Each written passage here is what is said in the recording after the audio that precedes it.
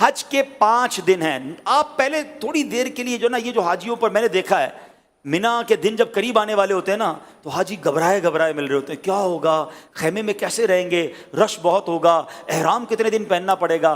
حج کے دن قریب آئیں تو ٹینشن میں نہیں خوشی میں اضافہ ہونا چاہیے. سب سے پہلی بات, بہت بڑا ٹینشن ریلیز آپ کا یہ کر دیتا ہوں کہ احرام آپ نے 5 دن نہیں صرف 2.25 دن باندھنا ہے. صرف 2.25 دن کا احرام ہے.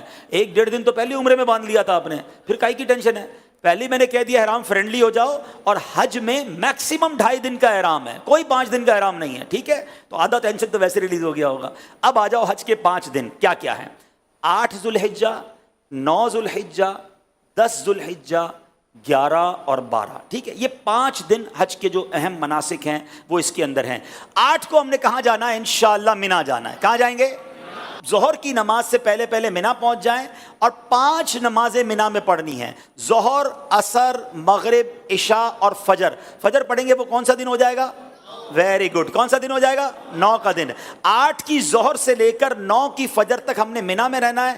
5 نمازیں پڑھنا مینا میں سنت ہے. اب 9 کی فجر کے بعد یاد رکھیے گا, حج کا crucial day, most important day of Hajj, جس کو وقوف عرفہ اور جس کو یہ کہیں کہ وہ رکن اعظم ہے حج کا, اس کے بغیر حج ہی نہیں ہو سکتا, اور وہ ہے عرفات کا دن. اور اب یہ دن آ گیا ہے 9 ذو الحجہ, یہ یوم عرفہ کہلاتا ہے.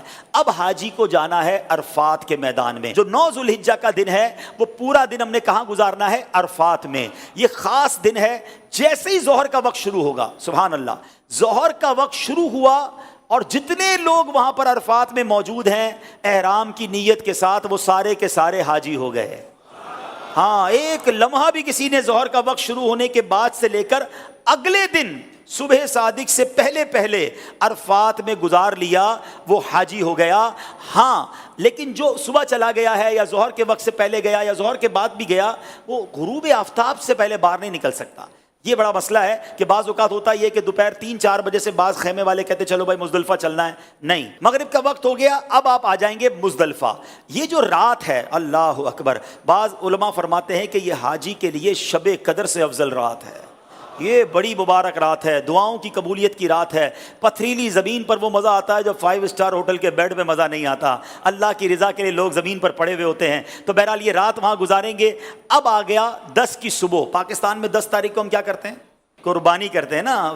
حج کا دن ہوتا ہے, عید کا دن ہوتا ہے نا, آج ہی بڑی زبردست عید مناتا ہے. 10 تاریخ کو پہلا کام ہم نے کرنا ہے کہ ہم نے رمی کرنی ہے, ہم نے شیطان کو کنکریاں مارنی ہیں, اس کے بعد قربانی کرنی ہے, اس کے بعد حلق کرنا ہے. یہ 3 کاموں کی ترتیب یاد رکھیے گا. پہلے کیا کرنی ہے؟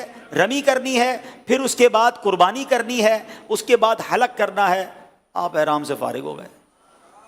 ہاں, احرام تو پورا ہو گیا. ابھی تو 10 تاریخ کی صبح ہی ہوئی ہے, دوپہر ہو جائے گی زیادہ سے زیادہ. 2.5 دن میں آپ احرام سے فارغ. صرف ایک پابندی باقی ہے جو مرد و عورت کے معاملات ہیں, باقی یو آر فری ناؤ. اب اس کے بعد طواف الزیارہ کر لیں تو وہ پابندی بھی ختم ہو جائے گی. اس کے بعد یعنی یہ 10 کا دن جو ہے, آپ چونکہ تھوڑا بیزی ہوں گے, پہلے آپ رمی کریں گے, پھر قربانی کریں گے, پھر آپ حلق کریں گے, غسل وغیرہ کر کے لباس پہنیں گے. اگر شام کو طواف الزیارہ کرنا ہے تو کر لیں گے, ورنہ اگلے دن کر لیں گے.